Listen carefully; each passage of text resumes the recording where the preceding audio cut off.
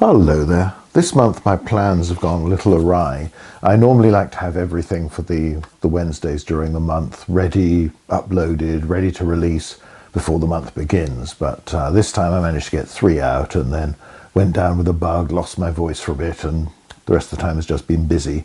I've started off writing a novel, I've got copy edits due for a non-fiction book, the Athens and Sparta books, next week, so I've slightly altered the plans. I was going to do some Q&A videos on other questions, but instead, for at least this fourth Wednesday in October, we'll stick with the theme of generals that we've explored already. And I did the one on Alexander the Great and Julius Caesar, comparing and contrasting them, and then by extension Napoleon and Wellington. We've had the conversation with Simon Elliott after that, but we'll go back to that theme of generals, and this wasn't part of the original question, but somebody in the comments said, well, why not Hannibal and Scipio Africanus? And it was so blindingly obvious that I wondered why I hadn't thought of it before. So as that's something where these are people I've worked on a lot over the years, and it's we'll stick with exactly the same format, the same 5 categories we'll go through with each of these two. So I thought that's what we'll do today. We'll look at Publius Cornelius Scipio Africanus later on, once he earned the name, and Hannibal Barca. And we'll look at the two of them as commanders. And of course, the advantage here is that they are much more alike than either of the other pairs we've looked at. Alexander the Great was king of Macedon, head of state. Napoleon, emperor, head of state. It's not quite the same with Julius Caesar. It's certainly not the same at all. We're not comparing like with like when you're looking at Napoleon and Wellington. It's simply that in the popular imagination, particularly in the Anglosphere, we tend to associate the two of them. In the ancient world, people did compare Alexander the Great to Julius Caesar. And of course, they were very aware of the direct rivalry between Hannibal and Scipio. And again, like Napoleon and Wellington, but unlike Caesar and Alexander, these were contemporaries, and they did actually clash in one battle. So anyway, we'll, as I say, stick with the same format, but let's have a look at those two. Now, the one reservation, one thing we have to put in where there is a difference, is less about the men themselves, the sort of career they had, the world in which they operated, and it's far more to do with the sources. Scipio was a Roman. The Romans start writing their history after the defeat of Hannibal, after the Second Punic War as we know it, and begin to set down their own version of events. Now, it's starting with Fabius Pictor and people like that who haven't survived, but within the traditions that we get via Polybius, Livy, and others, there are more certain, more concrete memories from the period of the struggle with Hannibal. It's that generation that fought in that war, that experienced that war, that begins to write history. Cato the Elder, I mean, his Origenes, his history is largely lost, but again, he covered this, he fought in the Second Punic War, though his political career was mostly afterwards. So you have one side where the information is pretty good, at least by the standards of the ancient world. There's a lot we wished we knew, and we're not told, we don't know from our sources about the Republic in the latter part of the 3rd century BC, how all the internal politics worked, how the military system worked in more detail, but we have a lot. We have a lot more to go on. We have a pretty fair idea. Have to be a little bit careful we're not judging the politics of that period by later Roman politics, but nevertheless we have a good idea of what's going on, and it's told very much from the perspective of the Romans themselves. After all, Polybius, who didn't write until the second part of the 2nd century BC, but he spent time in the household of Scipio Aemilianus, accompanied him on campaign. He was connected with the clan. He heard the inside story, the family traditions about Aemilius Paulus, the man who died at Cannae, one of the consuls there, about Scipio Africanus, about Laelius, about all these others that figure in the story. So his narrative is very sympathetic to the Scipiones. What survives of it? There are bits missing, but again, the fragments talking about what Scipio Africanus was doing in Iberia and later on in North Africa, those tend to survive, whereas lots of the wider narrative of other theatres within the Second Punic War and other commanders doesn't, after the big campaigns of 218 to 216. So we know a lot from the Roman side, but the contrast with Hannibal is that he is a Carthaginian. He is a product of this society that has been very, very successful, has developed this large trading-based, agricultural-based empire in the Western Mediterranean from this colony of Phoenician settlers. But of course in 146 the Romans will destroy Carthage under the leadership of Scipio Aemilianus, who gets the name Africanus again through winning the victory in the Third Punic War. Carthage will be destroyed and its records, its language will largely go.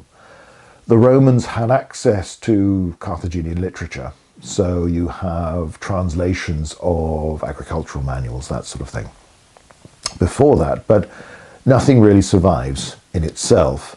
And while we know that Hannibal had at least 2 men with him on his campaigns who wrote narrative accounts of those operations, in each case is in Greek, seems fairly safe to assume other people wrote in the Punic language as well, there surely was a strong Carthaginian tradition about this conflict and the wider struggle with Rome that told their side of the story. And specifically there were people close to Hannibal who wrote a version that you'd expect to be pretty favourable to him, and presenting that. Now that may be reflected in some of the details that you have in Polybius in particular, and perhaps even in Livy and others, but we don't have it in and of itself.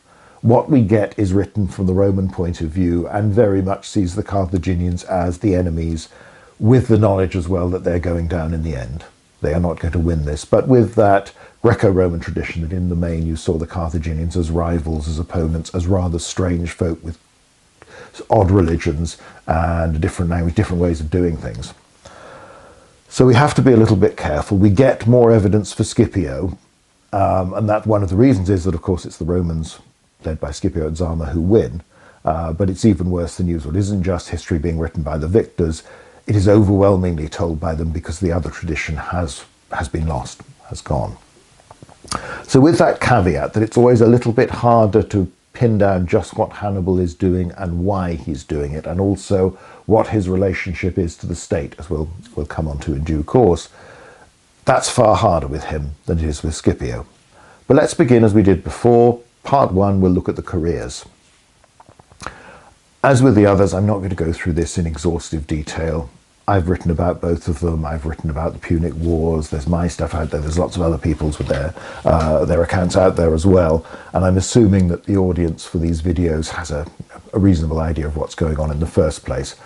Just go through it a little bit just to remind ourselves and start to highlight some of the issues that will be significant as we go along.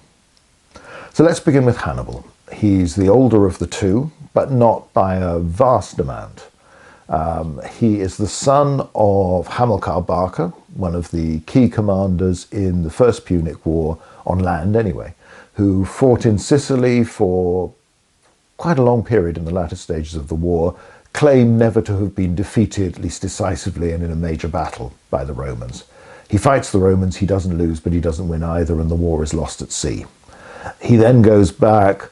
The government botches in the way that governments have this tendency to do when they're trying to save money, the demobilization of his mercenary and allied soldiers that are denied a lot of their pay, denied a lot of their bounty. They mutiny. He then ends up having to campaign with a fresh army against his own former troops, and it's a pretty ruthless, nasty campaign, but Hamilcar wins. After that he goes off to Spain. Again, this is where we come back to this not knowing the Punic side of the story. It's very hard to tell how much freedom the Barcid family had in Spain. They clearly dominate. Hamilcar Barca is in charge at first, and they are busy expanding their territories, seizing more mineral resources as well to exploit, developing the area to produce troops for the army, silver in particular to pay that army, fund warfare, fund other projects, as well as all the other aspects of taking a large cut of the agriculture, monopolizing trade, all of these sorts of things.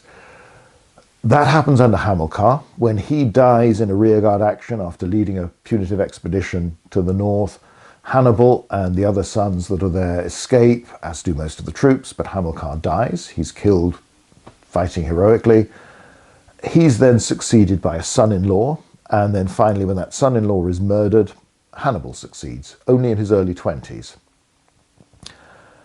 At no point is it clear just how much these are provincial governors where the Carthaginian state, the Carthaginian ruling council, its elected magistrates have decided, yes, it's a good idea to keep the Barcid family in place because they understand that a lot of the loyalty that they've developed from leaders, nobility, kings, chieftains, princes within the Iberian, Celtiberian and Lusitanian communities is focused much more on a personal relationship. They're loyal to their friend, their ally, Hamilcar, or later on Hannibal, more than they are to the idea of Carthage. In the same way, we'll see this pattern with the Romans later on. So that does seem to reflect how political relationships, diplomacy work in that area. So you could see it as a practical thing.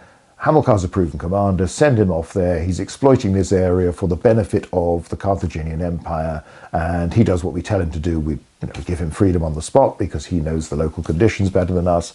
But basically we could say to him, stop doing this or come home, and we could send somebody else if we wanted to, but we choose not to. Or to what extent is he the overmighty subject who has developed almost a private province, a private army in this area that is passed on and controlled by his family, and it's with that that he plans to reassert the relationship with Rome, and eventually Hannibal will lead the expedition against Rome. Truth is, we don't know. You can see it either way. You can see the coins minted with the heads can be interpreted as Heracles or Heracles Melkart, the Carthaginian guard, or even as members of the Barcid family. It really rather depends. We don't entirely know. What we can say is this. You have the famous story Hannibal is supposed to have told later on in Asia Minor when he was under suspicion, that as a small boy, his father's just about to go off to Iberia, and kid like any lad's eager to go with his father, and father takes him into temple and makes him swear a solemn oath. Depending on the tradition, on the version you have, it starts as never to be a friend to the Romans and then becomes always to be an enemy of Rome. So some of that might just be choice of wording by the particular authors, or there can be a sense of it hardening in the tradition, of becoming, okay, I don't like the Romans, I don't want to have much to do with them, I'm not going to be their friend, but I don't necessarily need to attack them or fight them, to the I am the man being raised and trained to bring vengeance on Carthage's behalf on those Romans. I am going to go and I'm going to attack them and defeat them. I will be their enemy. The whole thing is, it might be apocryphal anyway, or it might be a genuine story that Hannibal told, but told just to say, well, you can't doubt my loyalty, I'm never going to be a friend to the Romans because of this oath. So he might have made it up for convenience, or it might be true. But Hannibal grows up with his family controlling this province, controlling this army, and actively campaigning a lot of the time. And he learns his trade as a soldier, as a commander in that environment from a young age. The cliche will be for him and for to become a well-established Roman method of praising any successful commander, that he was as good at handling his own weapons and riding his own horse as he was at maneuvering an army and out fighting the enemy at army level as he was fighting an opponent individually. That does seem to be fairly true. And remember, he's young, and there's an element of the Alexander about him, the young prince who's being trained for war and has this innate talent for it, which is then developed by the experience and by growing up around people who are pretty good themselves, and inherits an army like Alexander the Great that has already been shaped by his family to be extraordinarily good. Now, it's not, I've got other videos on this sort of thing, it's not a Carthaginian army in ethnic terms, but it's an army of Carthage where the command system, the leaders, the senior ones at least, all seem to be Carthaginian, and you have a mixture of different races. You've got peoples from the Spanish provinces, you've got Numidians, you've got Libyans, you've got, they'll add on Ligurians, Gauls, all sorts of others. Ethnically diverse, but used to operating together, a very well-practiced team. Hannibal inherits this. By 219, he's attacking Saguntum. This brings him into diplomatic conflict with Rome. The Romans go to him, he won't back down. They go to Carthage and war is declared. War starts in 218 BC. Again, I've got all those long videos on strategy in the Second Punic War and Hannibal's army. If you want more detail, go to those, and obviously beyond that there's the books like The Punic Wars, Fall of Carthage, Cannae, In the Name of Rome for Scipio in particular, and also for the wider context we're looking at other Roman commanders. So Hannibal marches to Italy, and he starts with a very large army. He gets to Italy with about 26,000 men. Along the way, he fights lots of actions. He fights campaigns in the Iberian Peninsula itself. He gets across the Pyrenees. He fights in Gaul against tribes that don't really like the idea of this big army of foreigners just marching through their territory. He fights in the Alps to get through the passes there, and eventually gets down to Italy. So there's a lot of campaigning, there are a lot of operations, and these show where they're described, his cleverness, the way he outflanks the positions of the Gauls when they're defending the River Rhone against him, how he does the same when he's ambushed in the Alps. You know, he finds ways around it. This is Hannibal, the man who can always react very quickly, understand the nature of what's going on, and then devise a solution. And if he has time, he can plan a very clever thing to do in the first place.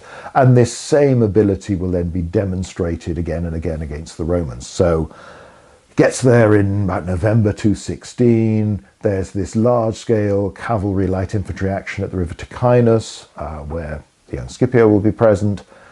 Hannibal wins because he's got more cavalry, and they're better cavalry, and they're better coordinated. His troops, again, it's a practiced team of experienced soldiers up against enthusiastic amateurs from the Roman point of view who don't have a lot of recent experience, certainly in facing an opponent like this. I mean, there's been a brief cavalry encounter near Marseille, but that's very small scale.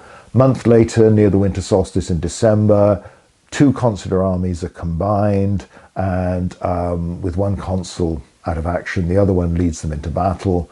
We'll look more at the tactics later on, but Hannibal puts an ambush force, conceals them behind where he knows or is convinced he's going to make the Romans deploy, so that not only is he able to swarm around their flanks with his superior cavalry, with his elephants, superior numbers in particular, but also probably quality at this stage. Again, one of the questions was about cavalry.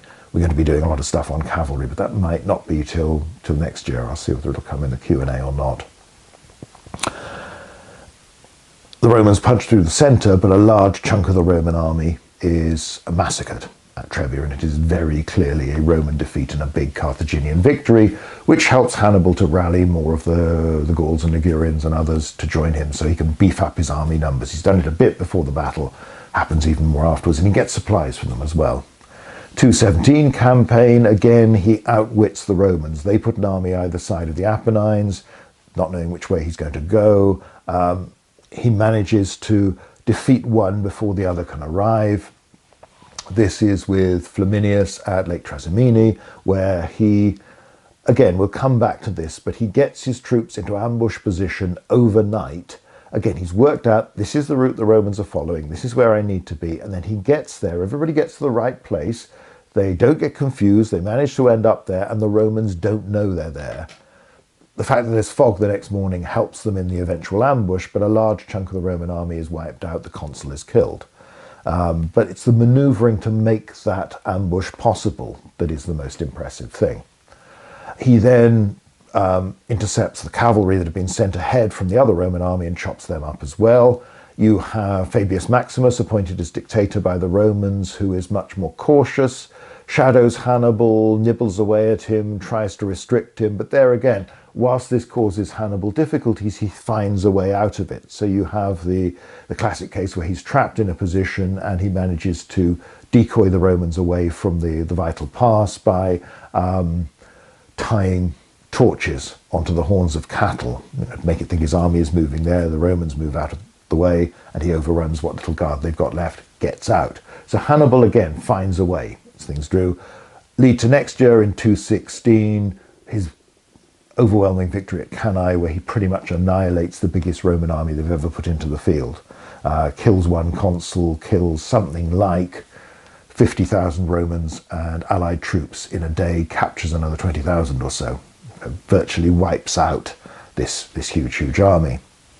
Capua, other communities in southern Italy defect to him in the aftermath. Over the next year or two, most of southern Italy will defect, but not quite all, and certainly not the wider. The majority of Rome's Italian and Latin allies in particular do stay loyal. And Hannibal fights on. That's the big thing. He thought he'd won. He's done surely what, done such terrible things to the Romans that they're bound to give in, but they don't. They keep fighting.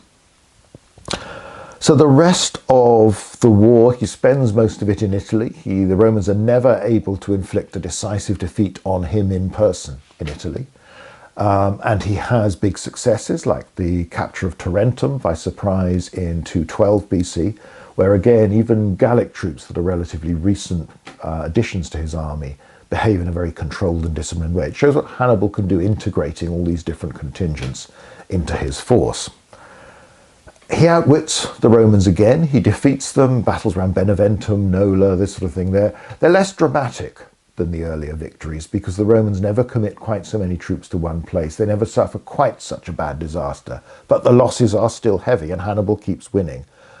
His difficulty is that he's got to protect all these allies and there are more Romans out there. So the Romans use their numbers not to make one big army, but to have multiple armies campaigning, and Hannibal and his veterans and his best commanders can't be everywhere at the same time.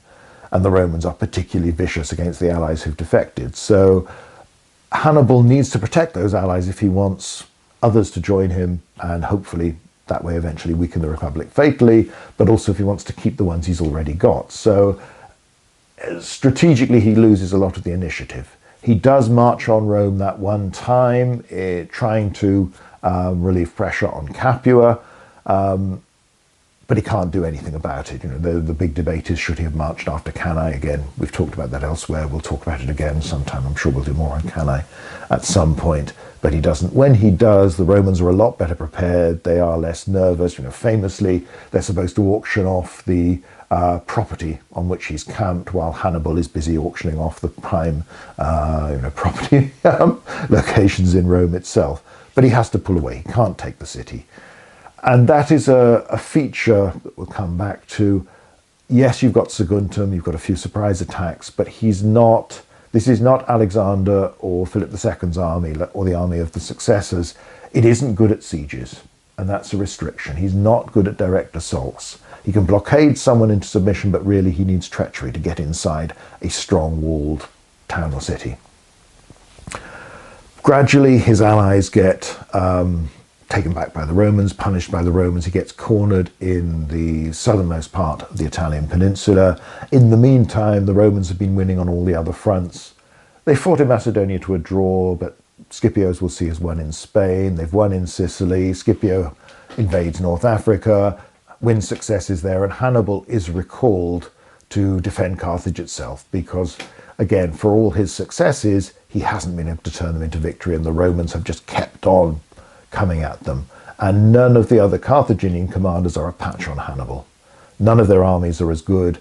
None of them perform as well. None of them are able to replicate his victories often enough to make a real difference. In the end, it's close in Spain, as we'll see when we come on to Scipio, but it's moving in that one direction.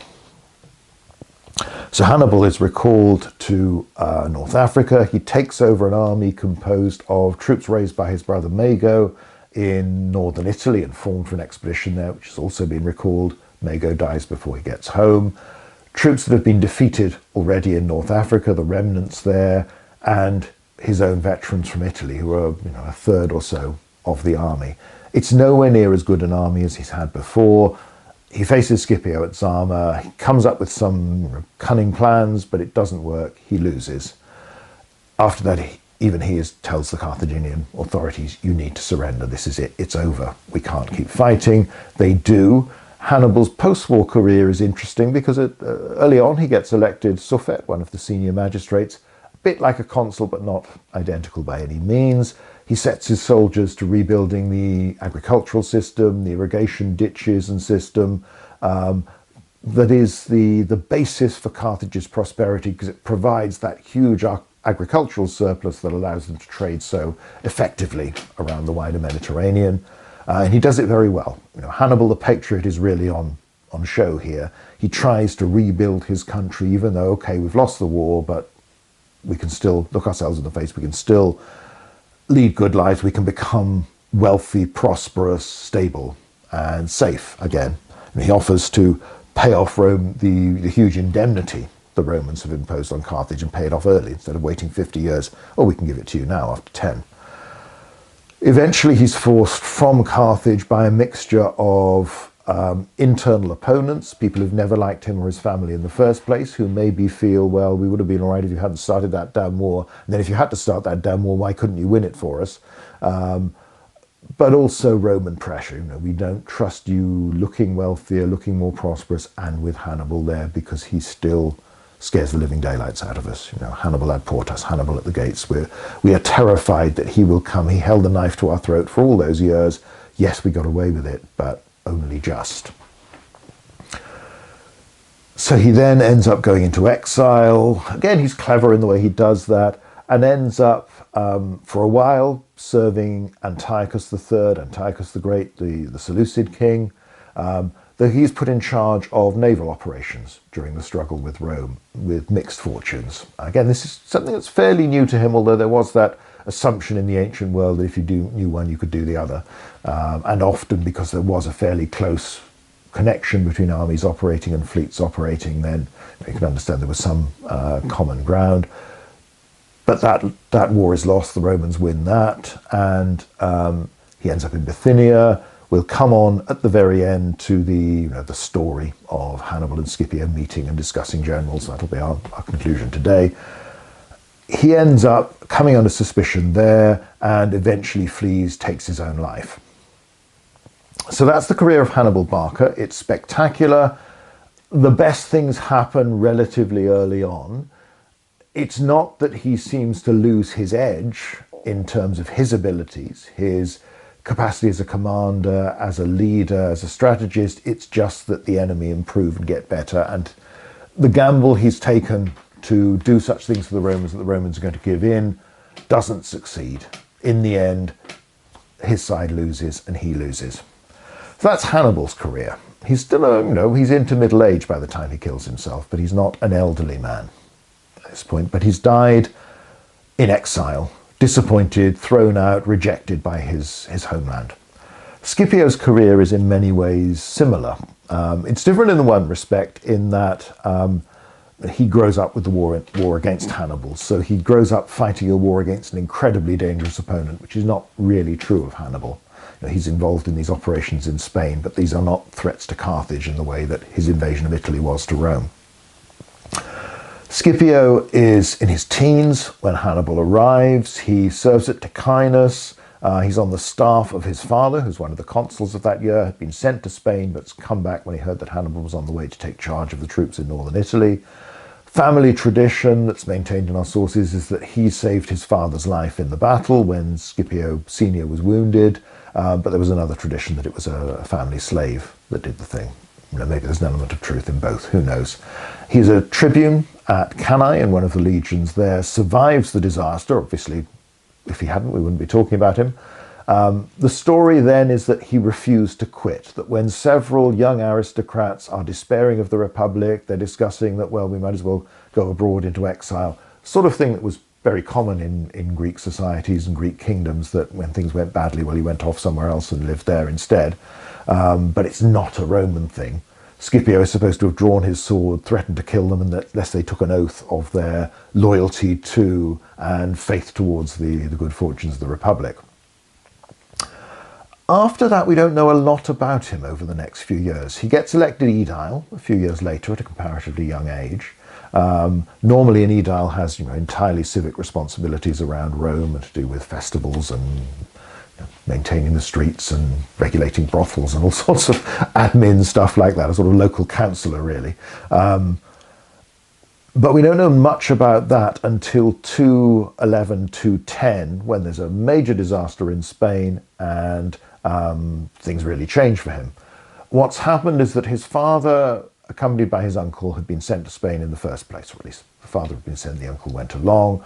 The uncle goes on, Scipio Senior comes back, gets wounded against Hannibal, but once he recovers, goes back out to Spain without his son. His son is left in Italy.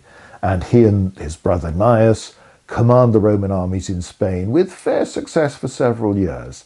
And it's all to do with competing against the Carthaginians to win over as many local allies as possible. This is not the major theatre as far as the Romans are concerned. The Scipiones complain again and again of lack of resources. The Senate isn't funding them properly, isn't sending them enough troops, isn't sending them enough material. It goes quite well for a while, there are some successes, then it goes horribly wrong when a lot of their allies defect and both are defeated and killed within a short period of time. One of their junior officers, a centurion, takes over, rallies what's left and manages to hold on to Spain, and then rather upsets the Senate by the way he writes home in his dispatches, but well, it's a story for another day.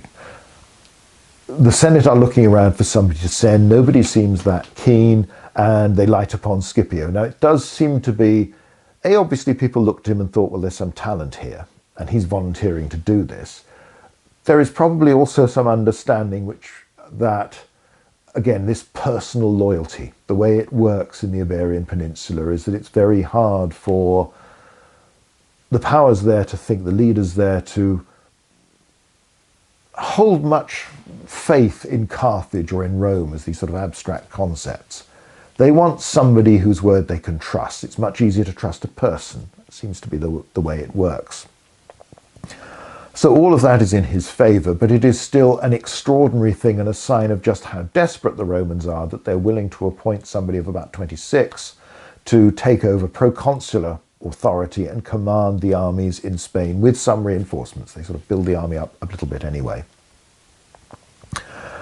It's a sign of a republic that's desperate. It's also a sign of a republic that in the first 3 years of the war lost a third of the Senate and many young senators as well. So there simply aren't as many experienced and talented older men around. Most of the ones you've got are already very busy. And again, go back to the other videos where we've talked about the multiple years of command in violation of the normal system, where people are either consul several times or they're proconsul. People like Fabius Maximus, Claudius Marcellus pretty much remain full-time army commanders throughout the Second Punic War, at least for a large part of it.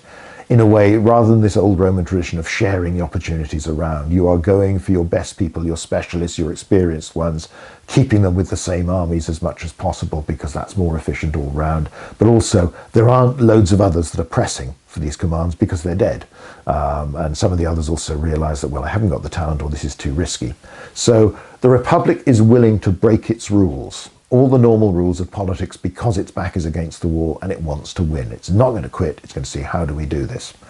This is one of the most spectacular examples, sending Scipio to Spain. He more than justifies the faith they place in him. You have, again, we can't go into it in huge detail today, the first operation is this extraordinarily bold operation where he's got intelligence about the defences of New Carthage, Cartagena today, and the tides around the lagoon that allow you to approach, that there might be a way in at low tide that you can attack from an unexpected direction. He works out that the Carthaginian armies are some distance away. It's again, the pattern of warfare in Spain is that even when the Romans aren't much of a threat, the Carthaginians still have to fight to maintain dominance of the locals, because the locals are very independently minded, and the Carthaginians, like the Romans, don't always treat them too well either. So everybody's out for their own advantage, their own agenda, and in many cases fighting for their own independence. So the Carthaginians are spread out. There's an opportunity. He can attack quickly, get to New Carthage, and have a very brief window to attack the city. He doesn't have time to mount a prolonged siege and blockade it into submission, because the other Carthaginian armies will be at his throat very quickly. He doesn't have that long. So this is all based around, I've got this information. I think I can actually get in with direct assault because the defenders will be spread too thin, and I can strike them from an unexpected direction where they won't be waiting for me, and I can get in, and once I'm in, I'll be organised enough to take control. It succeeds. It was a big gamble. This is one of those things, he's got the information, it proves to be right, the plan proves to be sound, and everybody does their part, and it works spectacularly well. Strategically, that's a huge thing, because it gives him not just the main Carthaginian base, and the prestige of having captured that and done it so quickly, but also it's where their treasury is, it's where a lot of the resources are, and it's where the hostages are for the good behavior of many of the leaders in the wider area.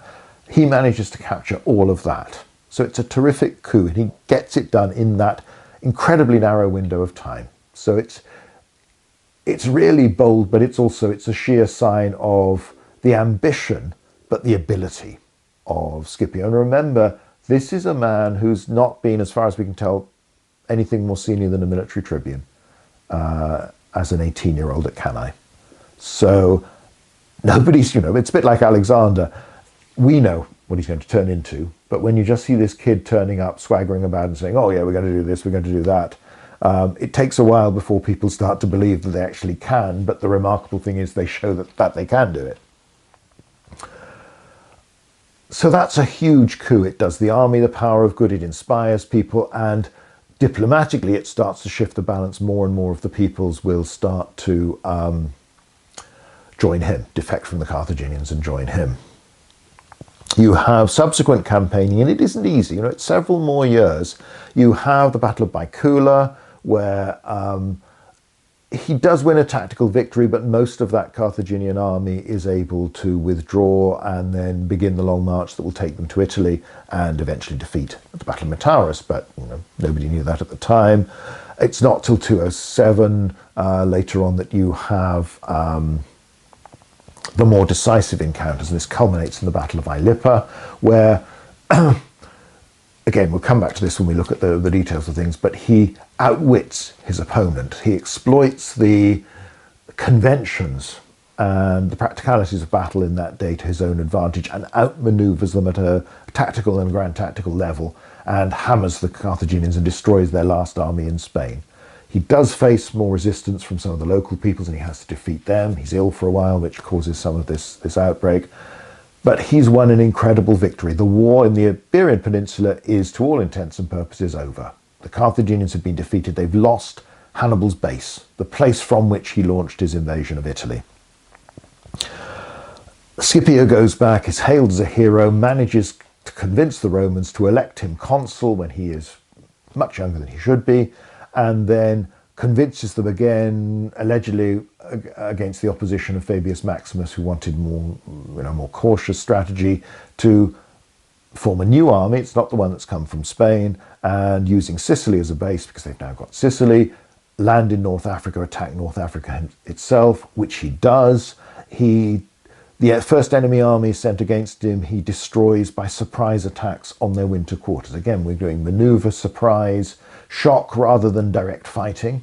He will then win a pitched battle at the Great Plains the following summer, where again he does the sort of thing he's been doing a little bit at Baecula and particularly at Ilipa. He exploits the tactical flexibility that his legions now have, they didn't have early in the war, to great advantage, and does the sort of thing to the Carthaginians that Hannibal had done to the Romans early on in the war.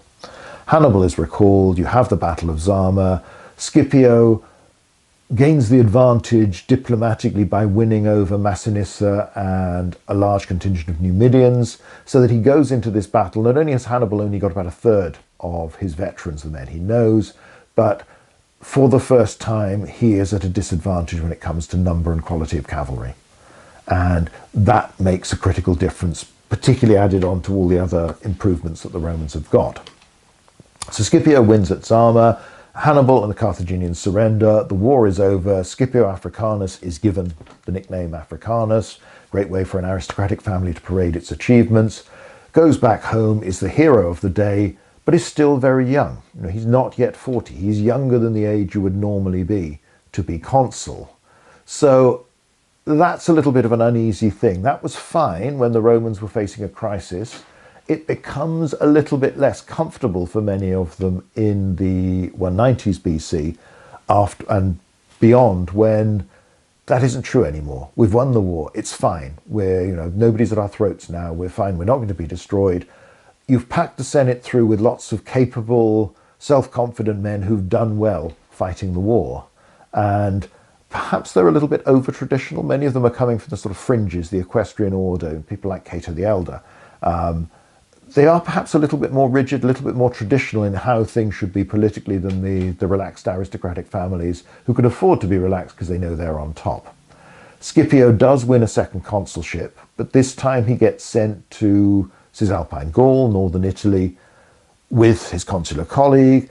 It's a fairly major operation. He fights competently. There's no sign of any lack of drop off in his talent. It's just that he's not facing an enemy like Hannibal. The situation is different. He doesn't really get to win on his own a big pitch battle or win the war on his own. He's cooperating with someone else, which he does, and chance means that actually the other consul does a little bit more of the fighting. It's fine, but it isn't a victory on the plains of North Africa defeating Hannibal. It's not capturing New Carthage. It's nothing like that. A few years later, his younger brother, will be elected consul, and given, partly because Africanus says, well, I'm going with him, but gets given as his province the command of the war against Antiochus III and the Seleucids in Asia Minor. Their expedition to Greece has already been defeated at Thermopylae. The Romans are following up with an army and sending a sort of fairly standard, if chunky, consular army to do this. Africanus accompanies his brother, but doesn't actually fight at the critical Battle of Magnesia when the brother wins a victory and Antiochus is defeated and forced to negotiate with the Romans for peace. There are all sorts of explanations at the time and later, in that his son had been captured by the enemy, so perhaps he sort of stepped aside not to be involved. One of the reasons given for him being sent in the first place is saying, well, Hannibal's with Antiochus, therefore you need to send me with my brother to make sure that we can deal with him because I know how it's done. On the other hand, you could also see, well, maybe he wants his brother to get the full credit, not for everybody to say, oh yeah, Lucius Scipio, yeah, great guy, he won Magnesia, but of course, Africanus was there. Things become more sour after that in the following years, and it's a sign of how things are perhaps getting back to normal, or perhaps even tenser than normal or previously in the Republic, with lots of people competing for office. Remember, Africanus is young enough that he could easily have been consul a third time, perhaps even more, even waiting his 10-year interval, which seems to be the tradition, even at that stage, even if it may not necessarily strictly be law at this point. We know about all these things from the legislation of the 1st century BC, rather. We don't quite know what had gone before. It's probably very similar, though. Accusations are made about the financial conduct of his brother during the war in Syria, and claiming that he's been taking money off, that his books aren't straight, and all this sort of thing. And both brothers are taken to court. It's very hard to know with the Roman justice system whether there's any basis for any of this, because obviously this is where a lot of political battles are fought out, and you can accuse somebody of almost anything if you think you'll get away with it, particularly if you just want to blacken their reputation. Having to go to court, having to defend yourself is a major blow to your prestige. Africanus tries to sort of brass it out. On one occasion, he's supposed to tear up the account books publicly in court, saying, look, I'm Scipio Africanus, this is my brother, we've fought so well for Rome, just believe us. We don't need to prove that we're honest. How can anybody doubt it? On another, supposedly the court was summoned to meet on the anniversary of the Battle of Zama, and he stands up and announces, I'm going up to the capital to make sacrifice and pray to Jupiter in thanks for the great victory that the Roman people under my leadership won that saved us from Hannibal, all this sort of thing, and everybody is supposed to get very excited and traipse off with him, apart from the judge and his accusers, who are sort of left gnashing their teeth. It's a marvellous scene. You want it to be true, and it shows a great sense of style. But again, the damage is really done when they're in court at all. Cornelii of any standard, let alone men like these, and a man like Scipio Africanus himself, who has done so much for the Republic, should not be being accused of this sort of grubby activity. Everyone should respect his dignitas, his autoritas, and just, it comes out, there's an interesting comment in one of Cicero's philosophical works, where he's talking really about morality and law. The hypothetical case of a son who discovers that his father is tunneling into the treasury to steal gold from the state, and should the son rat on his father or not and go to the authorities, and the argument is no, because the state needs dutiful sons more than it needs money. There's that aristocratic mindset, and in the end you do feel there is something deeply ungrateful about too many people, but it's that sense of you rise in Roman politics and in prestige if you take out somebody big. And Scipio has spent most of his youth fighting a war against Hannibal and doing it very well. The odds are that he is nowhere near as skillful and subtle a politician as a Roman who'd had a normal career and in peacetime has grown up with this. So he probably doesn't handle it very well. He's got used to giving orders rather than having to defend himself and argue and debate with people. But he eventually goes into voluntary exile, retirement, and dies as a comparatively young man, only in middle age, a year or so later. You basically get the impression he gives up, really. I mean, maybe his health wasn't so great before then, but there is a sense that this is someone who has been rejected by their own people for whom they'd done so much. And then dies in despair, dies of heartbreak as much as anything. So there's an element of tragedy about both Scipio and Hannibal. You could argue the difference is, well, Scipio had actually saved the Republic and the state. He'd won the war. Hannibal had done his best but had lost, but then did his best for the state afterwards. But both of them end up deeply disappointed men. So that's their careers taken care of.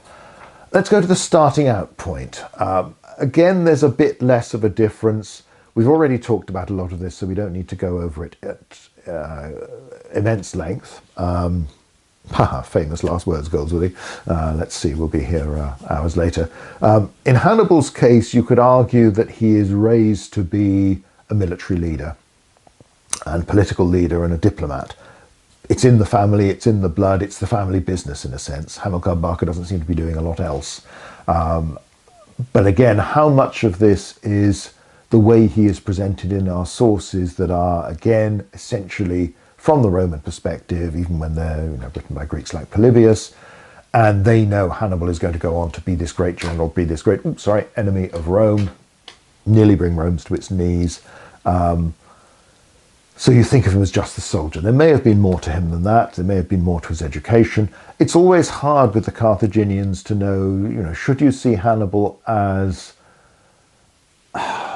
one of the, sort of Hellenistic prince, Pyrrhus, an Alexander even, one of the successors, these leader generals, who that's what they do, and their ambition is for glory, for military success, for winning power that way? Or do you see him as something different, something more inherently Carthaginian, almost sort of version of an Old Testament prophet, this man deeply moved for and motivated by the need to advance the strength, the wealth, the good relationship with the gods of his own people. How Carthaginian was he? How Greek was he? He has these Greeks around him in his household. He seems to speak Greek, but we don't know. He gets a big advantage. In this sense, he's more like an Alexander in that he is a young man in his 20s when his father's already dead, his brother-in-law's died. 3 years or so after that, the big war with Rome comes along. Whether or not Hannibal has actively sought this is another matter. We've talked about a little bit in the strategy videos, so I advise you to go there. And if there is anything in those or anything that doesn't seem to be answered in those or the other ones on the army, then post it in the comments and we'll see what we can do. But also, again, talk a lot about this in Punic War's Fall of Carthage, and that book, as do others elsewhere.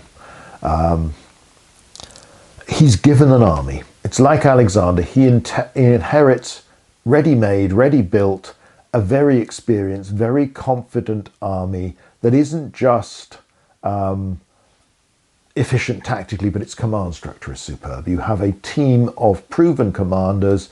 They know each other, they work with each other, their men know them, they know the men, and they're used to winning. They've got used to victory. So that's a great starting place for which to do all these fabulous things you do. It means Hannibal's got a lot to live up to, just as Alexander has a lot to live up to. But each man succeeds. Each man shows that they are worthy of this, that they can do as much and more as been done in the past. But it does mean he is gifted army command, and it's very hard to see any sign of close strategic control of what he's doing in the war. From the point of view of the Carthaginian government, he does seem to be pretty much independent. He does what he likes. This may all be approved, but the march to Italy, he makes all the key decisions. Perhaps it's been authorized, but beyond that, He goes there. He's the one who will lead any negotiations. He will subsequently, post Cannae, ask for reinforcements, reserves, money, material from the Carthaginian home government. You know, famously, you've got his brother Mago pouring out a chest with all these rings taken from Roman senators and equestrians, sort of cascading onto the floor. So he does want assistance from elsewhere. He coordinates, as far as is possible, with the difficulties of distance, with the commanders in Spain, one of whom, of course, is his brother, who will eventually march to Italy and be defeated at Metaurus. Mago is with him for a while. Mago later on gets an independent command, but he doesn't seem to direct things in Sicily or anything like that. It's hard to tell. Again, we come back to this point that we don't know from their side, but he is given the key command, the best army, the most important task, and pretty much allowed to run it as he wants to run it. So that is very, very different, which means that he has his opportunities much quicker than Scipio. Even so, Scipio catches up fairly quickly, but at the start he is on the staff of his father, part of his father's cohort, contubernalis, a tent companion. Typical thing for a Roman youngster to do from somebody who's aspiring to politics, particularly if they come from an aristocratic family. Spend time with a relative who's a magistrate, who's a commander, and watch what they do. And you probably get given minor staff responsibility, you know, go off, carry this message, that sort of thing. But you also see this is how an army runs, this is how a commander thinks, this is how I react, this is how I behave, and this is what you need to do in the day when you eventually come to command an army yourself. It's rather like following a senator around in the forum, listening outside the open doors of the Senate House to debates, all this sort of thing. It's that very Roman sense. You learn by watching others actually doing the thing. That's how you're supposed to pick it up. And then you learn by getting progressively more senior posts as part of your career. So he does that. He takes part in the fighting at Ticinus. He's probably not there, although he might be with the army at Trebia, might be in the camp, but he doesn't seem to take part in the battle. He's there as a tribune at Cannae, part of that vast army that marches to disaster. He gets out of it. We don't know where he was. Was he not in the main fighting line? Did he fight his way out from there? Was he in the camp? You know, there's aspects of the tradition, but there isn't really a lot of detail. But he does survive, and he shows his courage, but also his very Roman virtus and his very Roman stubbornness as much as anything, by saying, we're not going to quit, we're going to form another army, we're going to keep fighting, we will win in the end. We're Romans, we don't give in, we will just keep going. So that's less spectacular than Hannibal's early career. He doesn't get those opportunities until he's about 26, 27, when he's given the command in Spain, and this is extraordinary. Even then, though, it's not the level of freedom that Hannibal has. He is given a province by the Senate. He is given proconsular imperium by the Senate. He is one of a large number of men with similar authority who've got different responsibilities elsewhere. His is not the key one. Spain is maybe a lost cause at this point. This is the last throw of the dice. Can we send this young aristocrat, this young whippersnapper from the family that did so well? Maybe he can at least break even there, or at least hold the Carthaginians off, stop us losing completely. But I doubt anyone thought that he was going to go off and do what he actually did. So he makes the most, he seizes that opportunity, and again, as we said before, he doesn't have command experience at this level before. He just has that talent. There is that element where, you know, in any military system, you can train people for command, you can prepare them, you can try and give them experience. There are a small proportion that take to it like ducks to water, and they just have that ability, and it's within them, that's helped by all the experience and all the training. And there are some whom the experience and the training makes adequate at their job, and there's a proportion always you get who, no matter how much you've tried, no matter how sincere they are, they just can't do it. They cannot seem to react within the time frame you need to work out what is going on, what's the right solution to this, what do I do? And they might be lucky enough to get away with it, but it depends on the situation. But it just seems to be that human thing. Scipio is part of that small minority that it's natural. They just seem to know what to do. And they have that knack of leading, inspiring others, but also of planning, of making things happen. Not just having the idea, but making it work. It's like, Field Marshal Wavell's comment about the practicalities of strategy and tactics are absurdly simple. It's the actualities of war, the difficulty of making it happen, getting it done, knowing what's going on, and both the physical element of remaining calm, processing information, making the right choices, and then making those choices happen to outwit and defeat your enemy. That's the really hard bit. All of us can look at a map and think, oh yeah, this is what we do, this is to my advantage, I can outwit them here, that sort of thing. Scipio is one of those rare people who can really do it exceptionally well, like Hannibal. And the assault on New Carthage is proof of that. And then, generally speaking, the Roman army is getting more experienced, more tactically flexible as this war goes on, because it's taken so many hard knocks. Scipio takes this to an extra level. We'll come on to that in a moment. So he gets that opportunity, he seizes it with both hands, and in the course of several years wins the war in Spain, which is a major factor in winning the war on the other fronts outside Italy that allows the Romans to turn around this grand war. But it is just one front. There's Sicily as well, there's Macedonia. There are multiple armies in Italy, and usually operating in Cisalpine Gaul, Liguria as well, against people on the periphery, people who happen to be fighting you at the same time. The Carthaginians are fighting you, but not necessarily close allies, certainly not directed by a common strategic purpose. Maga's expedition a little bit different in that respect. So his start is late, but it's still early for a Roman. He grabs it with both hands and shows his quality. So there are differences in that respect, but it's not as different as Alexander compared to Caesar, nor as Sir Arthur Wellesley, Duke of Wellington, as he will become, compared to Napoleon. And Napoleon rises quickly to general, to consul, to first consul, to emperor, to head of state. He's doing things on a different scale altogether. When we come to look at enemies, that was our third topic. Obviously, it's each other most of the time. I mean, each does fight other peoples as well, tribal peoples in Iberia for Hannibal, and Scipio to an extent as well, and later Cisalpine Gaul, northern Italy, for Scipio Africanus in his second consulship. But primarily they're fighting against each other.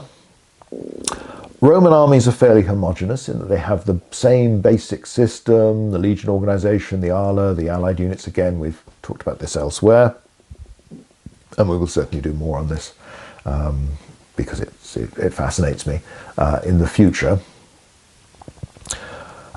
So Hannibal fights largely the same Romans for most of his career, for the bulk of it. Different names, different commanders, different people crop up, but basically the organization, the structure, the equipment, the tactical ambition and system is much the same. What happens with the Roman army is that it starts off very clumsy.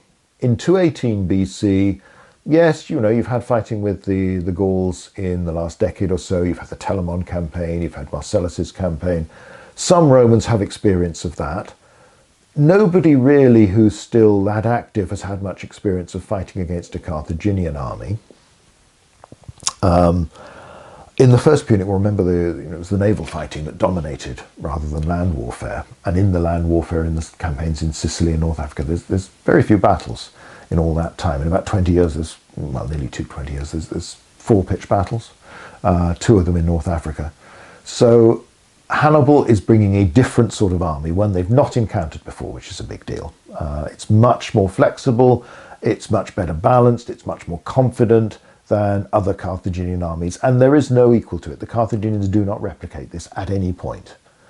The army Hannibal leads into Italy is special. It is unique, in spite of the fact that they have the same ethnic troops, variations in other armies, the same types of soldier. They never manage to balance it as well and hone it to this level of efficiency.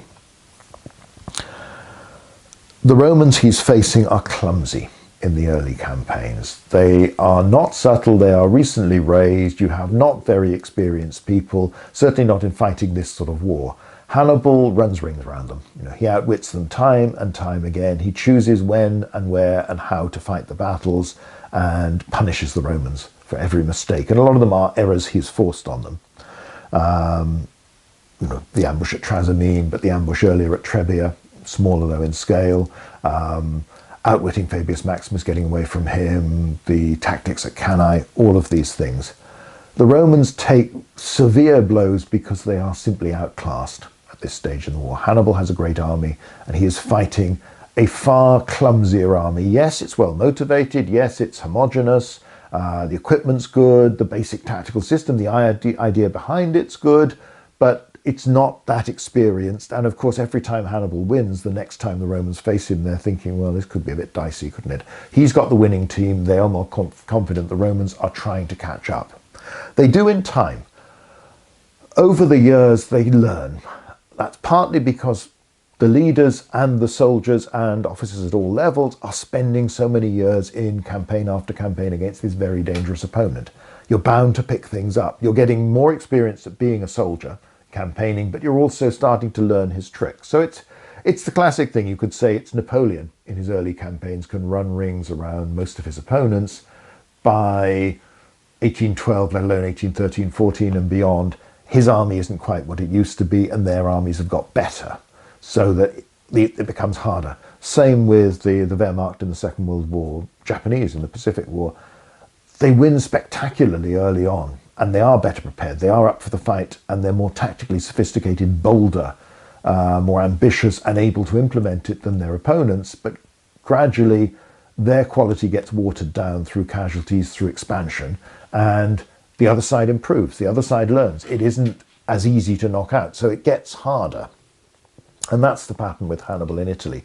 You know, he can still beat the Romans, but he doesn't win Cannae's, Trasimeni's, these sorts of battles later on. He can't inflict that sort of casualties. The Romans aren't willing to come at him head on and get hammered in the same way. So he faces a situation where his army, although he's very good at building it up, it gradually gets eroded because people die. You know, Cannae, the losses are heavy for a victorious army to the Carthaginians because those Romans take a lot of killing. And it's emphasized that many of his boldest leaders and boldest men have been killed. The ones who led the way, they're the ones who fall.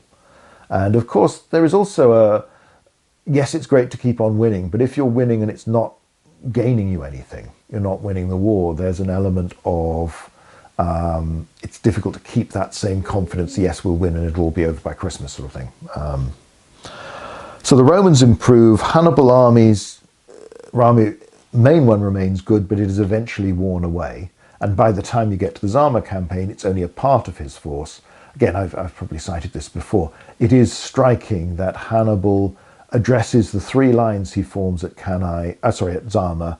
He only addresses the rear line. The second line, the middle one, is formed of Mago's men and the remnants. The first line of the remnants of the troops defeated earlier on, his veterans in the rear. And yes, maybe he's copying the Roman three lines, but also it's almost as if he's got three separate armies and he doesn't have the time to integrate them into one coherent force, one coherent team. His veterans are still supremely good fighting men, incredibly experienced, confident in themselves. There just aren't enough of them left anymore, and they don't know everybody else, and everybody else doesn't know them and doesn't know Hannibal. So he doesn't even bother to address the others because he's a stranger to them. And much as he tries, he can't quite do against a Roman army that is now every bit as flexible, tactically sophisticated, and has the advantage of being homogeneous. The advantage has switched. It's a bit like the original days of the war when he was just so much better than everyone else. The Romans don't quite have that advantage over him, but it's definitely, they are now the favourites. They are now better, more supple, more flexible, bolder, and able to implement these sorts of tactics. You know, Hannibal, he has the big charge of the elephants at Zama, and then it's essentially, well, let's wear these Romans down. Let's keep them busy on with the cavalry on the flanks, and we'll win in the centre with the infantry. You know, there's even the rather grim comment that, oh, well, we will have sort of blunted the enemy's swords on the poorer quality troops before you get to my veterans, and my veterans will take you out. It doesn't work. They lose. It's almost as if he hasn't got any tricks left by this time, compared to the sort of things he's done earlier. And that's a reflection of the way the balance between the two sides, the two armies and military systems has changed during the course of this war. You know, in decade and a half, the Romans have learnt a lot of lessons, and many of these Roman legions have now become highly experienced troops, as good as any professionals anywhere. They are veterans as well, just like Hannibal's men. Remember, some of the legions that go to Zama are survivors of Cannae that have been fighting in Sicily ever since. So these people have been soldiers for a long, long time. When we talk about Scipio, it's the reverse. He has the advantage in that he doesn't face Hannibal himself and Hannibal's army until the very end. And when he does face Hannibal's army, it's a shadow of itself. It's just numbers-wise, there's not as much of it left. A lot of the other troops are nowhere near as good. In the Iberian Peninsula, he faces Hannibal's brother, he faces other capable Carthaginian commanders with decent, well-established armies, but they are not as good as Hannibal and his army. On the other hand, Scipio inherits a demoralized, weakened force. He has to turn that around. He has to train them, he has to inspire them. And it's a big gamble. If the operation to take New Carthage had gone wrong, then that might well have shattered the morale of those troops. But instead, he gives them successes, and they go on from there. And they train. There's great emphasis on training. One slight problem we have with looking at Africanus is that many of the anecdotes told about him as a general are told about Africanus, and it isn't always easy in these much later sources to work out whether this is a story about Scipio Africanus Senior, our man, or Scipio Aemilianus, who also campaigns in Spain as well as attacking Carthage. So sometimes when you've got that wonderful story, the quote that I think I put in the chapter on Scipio in the Name of Rome, my mother raised a bellator, an imperator, not a bellator, a general, a commanding officer rather than a warrior, bellator. He does train, he does prepare. The tactical flexibility his army shows wins him Baecula to an extent, Ilipa in particular, the surprise attacks on the enemy camps, the Great Plains, and then Zama itself. The fact that he can maneuver during a battle, he can switch positions of his troops, he can outflank the enemy line, he can support them when they're going through. The legions are doing things. They're far more flexible, far better drilled than they ever have been before. It really is the epitome of the best Roman legions of this Second Punic War, of this struggle with Carthage. All the lessons the Romans have learned seem to bear fruit under Scipio, and that's partly a sign of the collective experience of the Romans fighting against the Carthaginians, but also Scipio's personal experience, being at Cannae, for instance, but his ability as well. As always, it's like a Napoleon. He draws upon military theory and innovation that have been knocking around the French army for some time before the Revolution as well, but he uses them. He puts it all together in a way that is like the difference between the incredible orchestra leader, conductor, and the one who's just okay. How you can make that difference, bring it all out somehow. So, achievements, an ability, and the other people around. Hannibal's achievements are spectacular. Yes, okay, he loses the war in the end, or his side loses the war and he loses his final battle, but by then the odds were stacked against him. The victories he achieves earlier are spectacular. They do compare with Alexander's, with Caesar's, with any of the great leaders in the ancient world. And he does win a lot of them. He fights a lot of battles. There are more pitched battles in Hannibal's campaign than Alexander fights. But he doesn't do the sieges, of course, that Alexander does. So that aspect of the Macedonian warfare that made it so successful is not there. Hannibal doesn't have the sort of army to do that. And that's not being able to take walled cities by assault, by an aggressive siege, which pushes towards that, and physically either forcing them to surrender because you're about to attack them, or attacking them and taking the place. That limits Hannibal's options. It also limits the Roman options as well. Neither side is good at this. They don't have that professional sort of engineering skill that Philip II really creates, in a sense. I mean, he sponsors a lot of it. Some of the innovations have come from elsewhere, but he puts it together for an army that can do things nobody else has done. Alexander takes it even further. It remains an aspect of that warfare under the successors, although, of course, the problem is once you get good at assaulting places, then there tends to be a shift in balance, and people realize, well, we need to put more emphasis on defense and fortification, so it gets harder, hence some of the difficulties later on under the successors. So you have an army that can do certain things, and Hannibal does those superbly well. The emphasis you get in the military theory of this period and later is on a general who chooses when to fight, how to fight, and gains every slight advantage he can so that his chances of winning are increased. Hannibal and Scipio later on are superb at this. They are perfect examples of how a commander in this period should behave when it comes to giving battle, refusing battle, how you fight, how you gain the advantage, how you beat your enemy, essentially. None of that is wholly down to them. Hannibal can do the sort of things he does because he has this superb army, and he has superb subordinate commanders. So think about, as I mentioned before, the night march to get his army into position along the anticipated line of the Roman advance at Lake Trasimene. Putting your ambush force there at Trebia, getting them to wait, not giving themselves away until the Romans moved to a position where the ambush could be launched.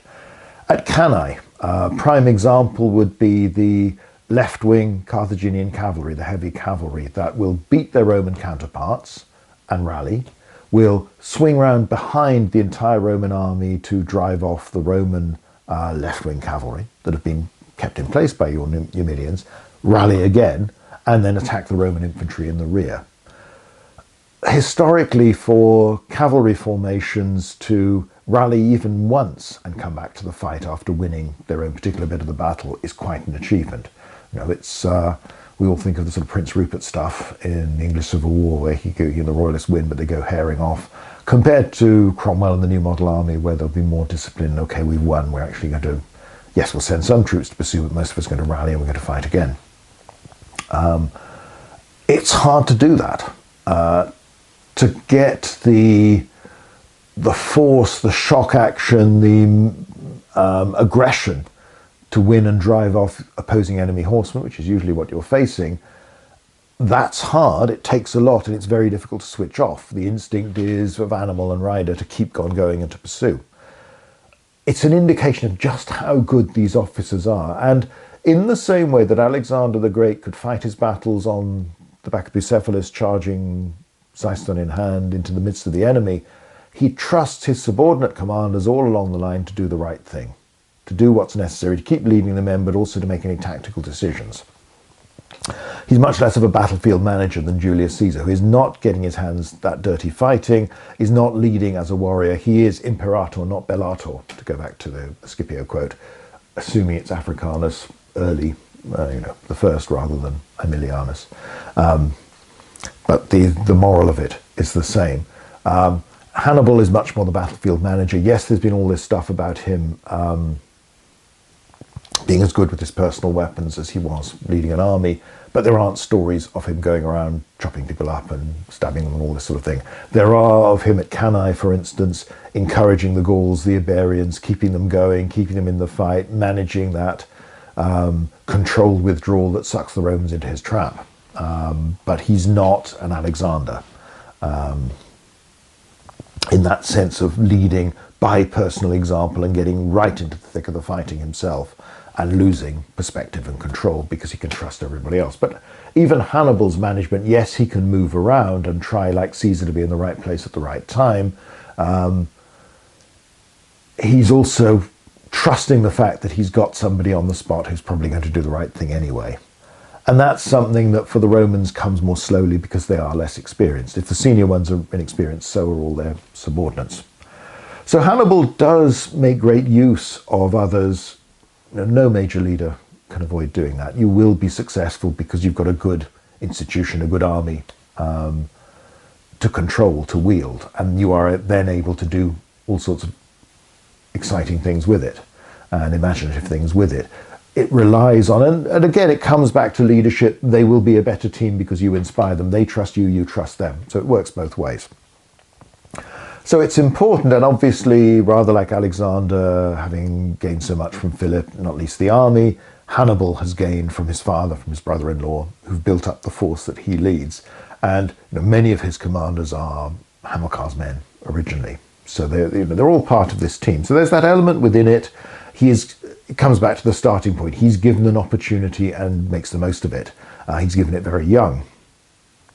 Again, though, he's not the only leader in the war, and that's one of the problems, is that nobody else is as good as he is, and nobody else has as good an army as he is. So it's your best leader with your best army. They do spectacularly well. Everybody else, there's some successes, but rather more defeats.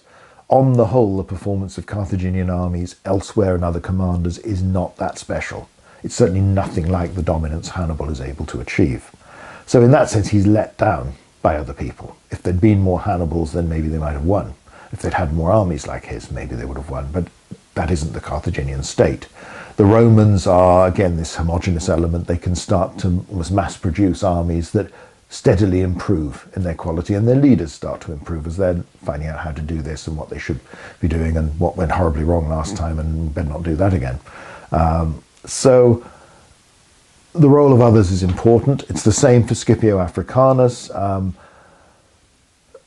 He has able subordinate commanders, but again, he is only ever the commander of one army in one theatre of operations. He doesn't have any influence on what's going on elsewhere. The Senate is guiding everything. There are lots of other experienced Roman commanders as well. None of them quite as successful as he is, but nevertheless, the quality has improved. The quality of the legions has improved as the war has gone on. So other people play a role. The war is not decided by him. So he's not as fundamental to things as even Hannibal is, let alone an Alexander or Caesar later on, by the time particularly of the civil wars, when he becomes the cause effectively. It's defending his reputation. So they both, like everybody in history, other people matter, other people make possible many of the things they do, but that does not in any way detract from the ability they show. Both Hannibal and Scipio Africanus are incredibly gifted leaders and commanders. They are exceptional men, and it is one of those rare situations where you get two men who are so good at their job, at what they're doing, who go head to head. Alexander doesn't ever really confront someone who's in his league when it comes to military talent, or has the sort of army that could deal. So it's a different situation. The successors will. They'll be fighting people of similar talent. Caesar does to an extent. He fights Pompey, though perhaps Pompey who's past his best.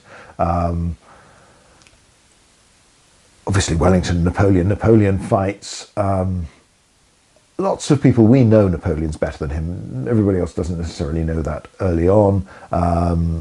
But you can argue you've got talent certainly at a tactical level of Wellington. But again, that comes back to what we covered in the video, and I know, the comments, people always have strong opinions about those two in particular, as they do about most commanders, but Napoleon and to some extent Wellington do tend to attract strongly held opinions. I'm no exception with that, but I've tried to be balanced with these videos. They're doing different things. They're doing different levels of command.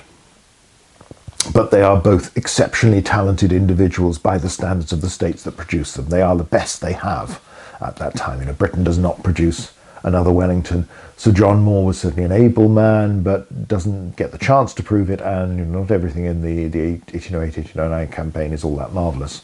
But again, he's put into an impossible situation by the politicians back home. Other commanders in the Napoleonic Wars will do exceptionally well, but will also do badly. Blucher, you probably don't think of as a tactical genius in any way, but on the other hand, that man was a scrapper. He was a fighter who would not quit, who would keep coming at you. And in combination with Gneisenau, they make a very good team and do extremely well. But these are not, it's hard enough judging sportsmen on their record and their stats and all this sort of thing. Eventually it comes down to a subjective thing. This is a better player than this one. Often it's very hard to prove. So we come to the end. Impact on the world, good and evil. Because neither of these two are really heads of state in the same way, again, their role, their capacity to change the world is more limited. Scipio saves Rome. He doesn't, or at least he doesn't so much stop the Romans losing the war, though his contribution in Spain is a significant part of that, but other people add to that as well. But he wins the war for the Romans. If, supposedly Fabius Maximus argued, they hadn't sent an army to invade North Africa, or if it had gone wrong, then the war wouldn't have come to an end anywhere near as quickly and decisively as it did. So he wins the war. He completes the victory that others have worked towards and really achieved, and makes it happen. The defeat is no longer a possibility by those latter stages of the war. The Romans have survived the crisis, and they're still there. But they win the war. And winning that war turns them into the great Mediterranean power over the course of the next few decades. It allows this expansion of Roman Imperium in the 2nd century BC that sets the Romans very much on the path to world empire. From the First Punic War, they've got Sicily, then Sardinia and Corsica. From this one, they intervene in Macedonia, they get up with provinces in Spain, they intervene in North Africa. Everything gets on a bigger scale, and they have flexed their muscles. They've realized how strong they were. As the parallel often strikes me of America between the First and Second Wars, realizing it's got the potential to be a superpower, which it then becomes post-45. So Scipio is important for the rise of Rome. Hannibal is the man who, in the end, I suppose, will doom Carthage. He attempts to set things right from the First Punic War, feels that the Romans have treated his country badly, and they have. After this, wants to set things right, is fighting for honor and for power, so he declares during the Second Punic War, but loses that war. He cannot win it on his own. For all that he does, there aren't enough other people to sort of stand up, and he doesn't have enough ability to influence things just on his own. He can't win it all. This is not an Alexander fighting an Achaemenid Persia where you win 3 battles and the king is deposed, murdered, they give in. The empire basically submits. Rome doesn't do that. Hannibal does everything he thought he must have needed to do, and the Romans will not quit. They keep fighting. So that's a problem. He fails in this objective. Carthage loses the war, and while, yes, the Romans were expansionists, yes, the Romans were aggressive, maybe they would have fought to the death with Carthage at some point or other, one of the reasons why the Romans are so relentless to provoke the Third Punic War and then to destroy Carthage as a political entity is because Hannibal has scared the living daylights out of them, and they are afraid. They feel that this is a country, this is a state that has produced a man like that and an army like that that almost destroyed the Republic. And that remains there as this deep-seated fear. It's why they fight the Second Macedonian War so soon afterwards. This is the feeling, we can't take this risk again. It's a dangerous world out there. We've got to be bigger, nastier, tougher than anyone else, otherwise we won't survive. So, in a sense, the paradox of Hannibal is that he pushes the Romans towards a much quicker surge towards dominance of the Mediterranean and then world empire than probably would have happened otherwise. He also teaches them how to fight. So for all his tactics, all his success, all his sophistication, early on, the Romans learn from him and they copy him. And while they don't maintain that knowledge permanently, nevertheless, it makes them a far more formidable military state and battle-fighting army than they had been before. So it's 2,000 and more years on.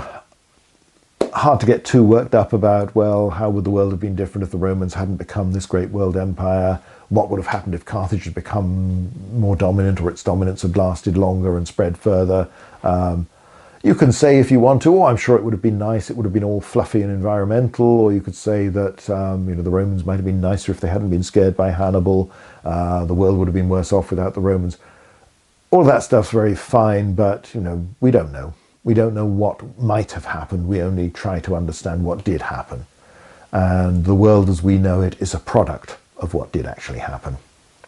So I don't think, even compared to Caesar and Alexander, either Scipio or Hannibal come across as good or bad men. I think both come across as well-intentioned people who are trying to be good servants of their country, of their state. It's clearer for Scipio in that he is protecting his country. He's fighting, again, because we know that Rome will become this big aggressive empire, we often forget that they are the ones who are attacked in the Second Punic War, that Hannibal is marching and marauding up and down Italy years before the Romans get to North Africa. And that it's Hannibal's aggression that, as far as the Romans are concerned, has started this war. Scipio is fighting to defend his country.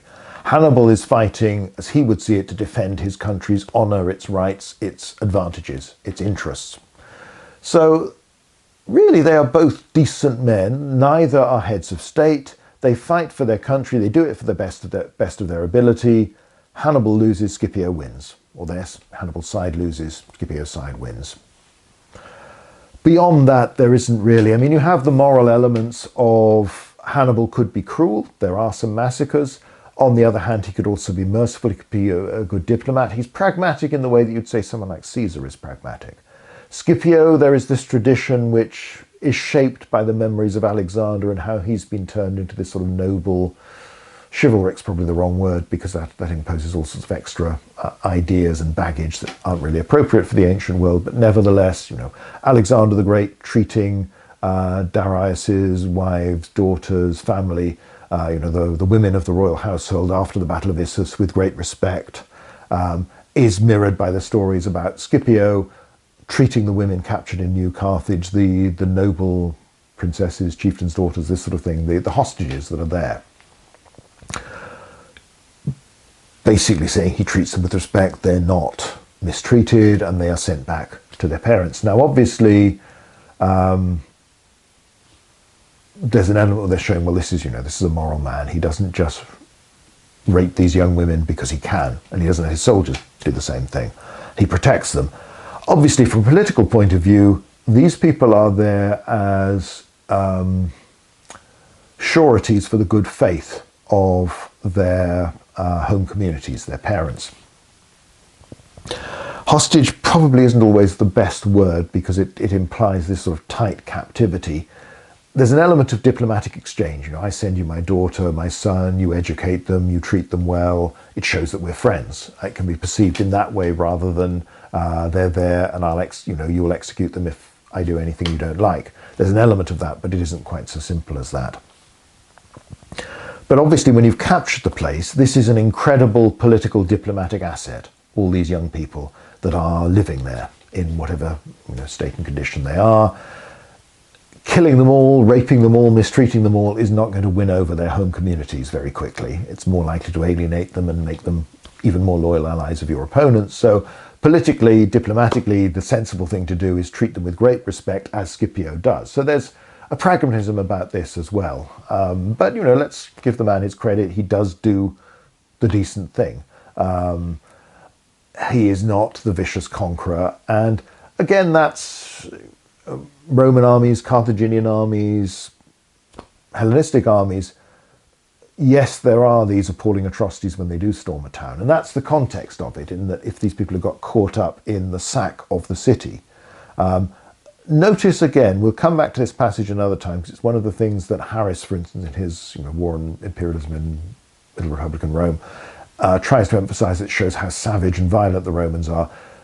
Polybius describes the sack of New Carthage as this very ordered thing, that the Romans a group is sent with Scipio and led by him to seize the citadel, and then others are sent through the streets and they're told to kill anybody they meet, and that he says, well, they even kill the dogs, the animals. Again, as I've emphasized before, it's kill only the people you meet. It's not go into the houses, search for everybody, slaughter everybody. It's killing anyone who might choose to fight against you and throw you out again. And it comes back to the context of this very desperate, delicately timed operation where you have this narrow window to take the place, and you can't afford for there to be a resurgence of the defences when you've broken in and you get chucked out again, because you're not going to get another chance. It would be a failure then. So it's a little bit different, but there's also perhaps an emphasis on the discipline, the control. There is violence, but it is controlled violence, chillingly controlled violence, the way Polybius presents it. Anyway, that's another thing. We can talk about that again another time. So let's allow both Hannibal and Scipio. Ancient warfare can be brutal. Brutal things happen under their command, but they are not monsters who slaughter for the sake of slaughtering. So That's really our 5 main themes and our summary. And as I say, these are 2 men who are much more alike. It's much easier to compare these two. There are a lot of similarities, and there's the tragic similarity that both end up disappointed men, rejected by their homelands they've done so much for. But let's move on. There's this famous incident that we have in the fullest accounts, I think, in Livy, where Scipio and Hannibal are supposed to meet at Ephesus in 193 BC as part of a diplomatic encounter. And they meet several times, they talk about the old days, their old campaigns, their warfare. And then Africanus asked who, in Hannibal's opinion, was the greatest general of all time. Hannibal replied, Alexander, because with a small force he routed armies of countless numbers and because he traversed the remotest lands. Asked whom he placed second, Hannibal said, Pyrrhus. He was the first to teach the art of laying out a camp. Besides that, no one has ever shown nicer judgment in choosing his ground or in disposing his forces. He also had the art of winning men to his side. Just before we go on a bit, comment on those.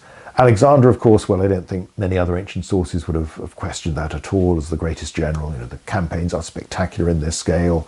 He is the ultimate commander. The comments about Pyrrhus are quite interesting because that emphasis on laying out a camp and choosing a campsite, but also the order of it, is a big theme in the tradition about him, and the sense that he sees the Romans and they've camped in an ordered way and says these aren't barbarians.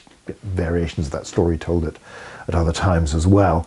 That emphasis on keeping your army in very good order so that it can be kept under control when it's in camp, it can be kept healthy when it's in camp. They may not understand fully how disease breaks out, but they do seem to have a sense that if you just let people wash where the animals have been and the people have been defecating, it's probably not a good idea, or boil, get the water for their, to drink from there. There is a perception of that. You get it in Roman sources, for instance, the Jugurthine War, that if you haven't laid out a camp properly, things will go badly. But also that the army is easy to maneuver, to bring out, to control and maneuver and send out, deploy for battle, deploy to march, do whatever you can. That it's a mark of your military efficiency that you can see by the way that you're settling down for the night, that actually you are an organized force, you know what you're doing, and there is tight command and control and discipline in that force.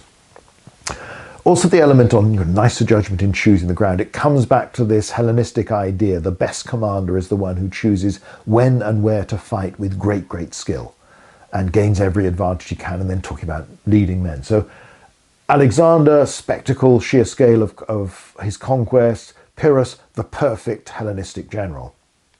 When Africanus followed up by asking whom he ranked third, Hannibal unhesitatingly chose himself. Scipio burst out laughing at this and said, "What would you be saying if you had defeated me?" "In that case," replied Hannibal, "I should certainly put myself before Alexander and before Pyrrhus, in fact, before all other generals."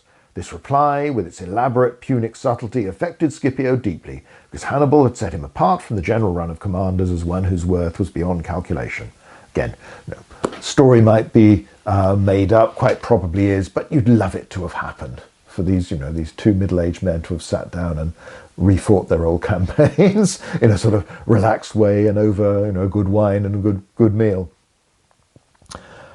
It's interesting that you have the Punic flattery, the sense that the Carthaginians, they're cunning. They'll always find a sort of slightly twisty way around things. They'll get what they want, but they'll do it in a way that you won't expect.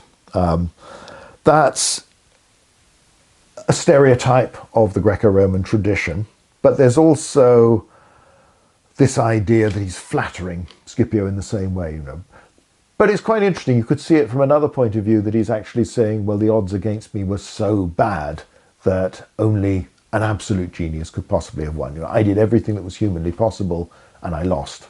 But it would have taken miracles to get me to defeat you. So it's bolstering his own reputation that, look, I'm really good and I won all these battles. And it's also, the others are dead a century or so in the past. And they're very much historical commanders rather than contemporaries, recent commanders.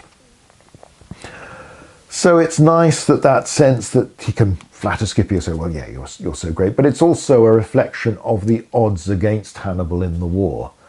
If he didn't win in those early years, if his plan didn't work, then there wasn't really a backup plan. There wasn't really an alternative other than trying to do more cannae and more of the same and kill more Romans, and eventually they might give in.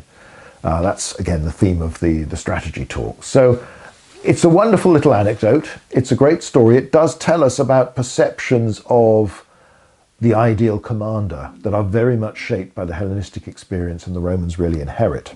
And it's the age of the successors more than Alexander himself, because again, Alexander fought against very different armies. The successors fight again and again against Macedonian-style armies, so the tactical advantage, the advantages of equipment, of doctrine, of just the sheer arrogance of the fact we're the Macedonians and we've conquered the world, you lose all of that because you're fighting against people exactly like yourself. It's you know, the Romans have the same thing in their civil wars. So it's a nice way of rounding off this talk, because it's, in a sense, almost the origin of this idea of people sitting down and saying, well, who was the best general, you know? And the passion this provokes in enthusiasts, in military men as well, but also just the armchair historians out there, the armchair strategists, those of us who've studied these things, is that you can't help thinking, and you do come up with this sort of stuff. Oh, well, you're trying to understand, you're trying to say, well, what did they do? What did they do so well? Why did this succeed? Why did this fail? And therefore, let's try and rank them. But it does always become, it's fine for a conversation, it's fun for a conversation, but there would be no point, as far as I see it, in putting all these videos together and saying, okay, well, how do we rank them? We've got Duke of Wellington here, we've got Napoleon there, Alexander, Caesar. Who's the best out of those? You have to try and compare people with contemporaries and then get a sense of, okay, well, if they're doing this, what are other people doing? And then look at the circumstances that I've tried to do. So again, Alexander operates in a very different environment to Caesar. Wellington and Napoleon, though contemporaries, operate in a very different environment to each other. Napoleon is a far more important person historically. He is a head of state. He is the head of this great empire. He is at the center of all these wars. Wellington is an army commander appointed by his government. It's a different thing. With Hannibal and Scipio, we've actually got two people who are much more alike, even though, again, things start a bit differently for Hannibal. He gets his chances earlier. And of course, back to that problem at the start, the sources for Scipio are so much better. So I think we'll finish with that for the moment. Let's put ourselves in that proud tradition of, live his story that we'd like to believe, and other people tell it as well, of Hannibal and Scipio sitting down and talking about generalship, leadership, success and failure in military command. So again, it was entertaining for them, and hopefully it's been entertaining for us today.